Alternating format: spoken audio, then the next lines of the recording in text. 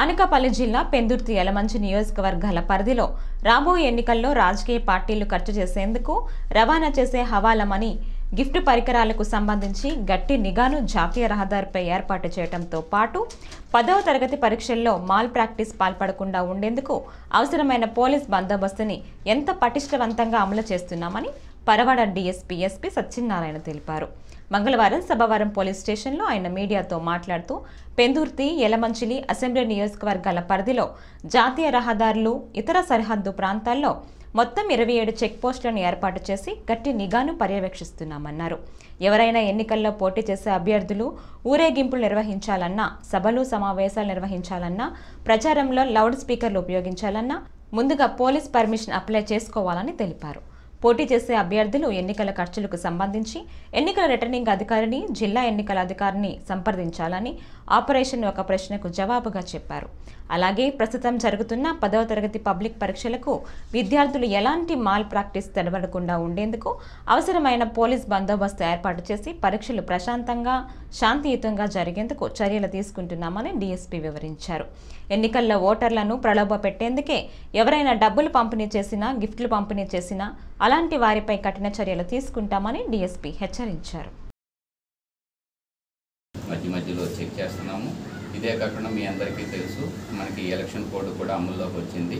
అన్ని police station లిమిట్స్లో ఉన్నటువంటి 2 ఏసీల్లో కూడా, అంటే Yalamanchili assembly constituency and Pendurthi కాన్స్టిట్యున్సీకి సంబంధించి ఈ యొక్క పరవాడ సబ్వరంలో కూడా ఎక్కడా కూడా ఈ model code of conduct violations జరగకుండా ఈ యొక్క ఎంసీసీ టీమ్స్ తిరుగుతున్నాయి. కనుక పార్టీల తరఫు నుంచి వాళ్ళ మీద కేసులు కూడా రిజిస్ట్రేషన్ చేయడం జరుగుతూ ఉంటుంది. అందరూ కూడా ఈ యొక్క ఎలక్షన్ కమిషన్ ఆఫ్ ఇండియా ఏవైతే రూల్స్ గైడ్లైన్స్ ఇచ్చిందో ఆ గైడ్లైన్స్ను పాటించుకుంటూ ఎవరికైనా మరికి పర్మిషన్ కానీ, ప్రొసెషన్ కానీ, లేదంటే ఊరేగింపులు కానీ, మీటింగులు కానీ పర్మిషన్లు కావాలంటే లౌడ్ స్పీకర్స్ కానీ పొలిటికల్ పార్టీసు రిటర్నింగ్ ఆఫీసర్ గారు, డిస్ట్రిక్ట్ ఎలక్షన్ ఆఫీసర్ గారి దగ్గర కానీ, లేదంటే అసెంబ్లీ కాన్స్టిట్యున్సీకి సంబంధించి ఆర్ఓ గారి దగ్గర కానీ అప్లై చేస్తే అక్కడ సింగిల్ విండో సిస్టంలో అందరికీ కూడా పర్మిషన్లు సాధ్యమైనంత తొందరలో ఇవ్వటం జరుగుతుంది. ఎవరిని బట్టి ఈ యొక్క పర్మిషన్ ఎలక్షన్ రిలేటెడ్ లౌడ్ స్పీకర్లు కానీ, మీటింగ్లకు కానీ, ప్రొసెషన్లకు కానీ ఎట్లయినా పర్మిషన్లు ఉంటే కనుక సింగిల్ విండోలో కన్సర్న్ రిటర్నింగ్ ఆఫీసర్ గారి దగ్గర ఫైల్ చేసుకుంటే చాలా ఇమీడియట్గా పర్మిషన్లు అనేటువంటివి దొరుకుతాయి. పర్మిషన్ లేకుండా ఏ విధమైనటువంటి మీటింగ్లు కానీ, ప్రొసెషన్లు కానీ, ఊరేగింపులు కానీ, లౌడ్ స్పీకర్లు కానీ పార్టీ కార్యక్రమాలకు ఉపయోగిస్తే అది ఎంసీసీ వైలేషన్ కింద వస్తుంది. ఆ టీమ్స్ మళ్ళీ కేసులు ఎక్స్పెన్సెస్ సంబంధించి ఎమ్మెల్యేకి ఎంత ఇచ్చారు సార్? ఎంపీ అది మీరు రిటర్నింగ్ ఆఫీసర్ దగ్గర తీసుకోండి సార్, మనం చెప్పకూడదు.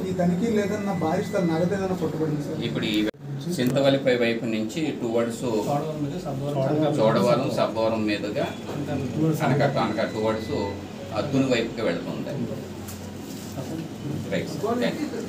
50,000 దాటితే కనుక వాళ్ళు కంపల్సరీగా బిల్స్ను ప్రొడ్యూస్ చేయవలసి వస్తుందండి.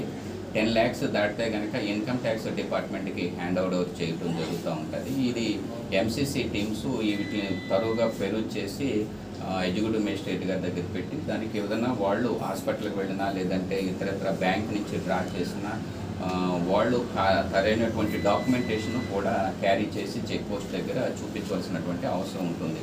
అట్లా చూపించినటువంటి క్యాష్ 50,000 దాటినటువంటిది సీజ్ చేయడం జరుగుతుంది. మన నర్సీపట్నానికి సంబంధించి ఇతర పోస్టులన్నీ కూడా, చెక్ పోస్టులన్నీ ఎస్పీ గారు చాలా పగడబందీగా ఇక్కడ 24/7 both police and flying squads, revenue, SEB వాళ్ళంతా కూడా నిరంతరం తనిఖీ చేస్తున్నారు. ఏ విధమైనటువంటి మనీ ఫ్లో కానీ, లేకపోతే మెటీరియల్ గిఫ్ట్ ఫ్లో లేకుండా నిరంతరం కోర్టు వచ్చిన దగ్గర నుంచి కూడా తనిఖీలు అనేటటువంటివి పగడబందీగా జరుగుతున్నాయి.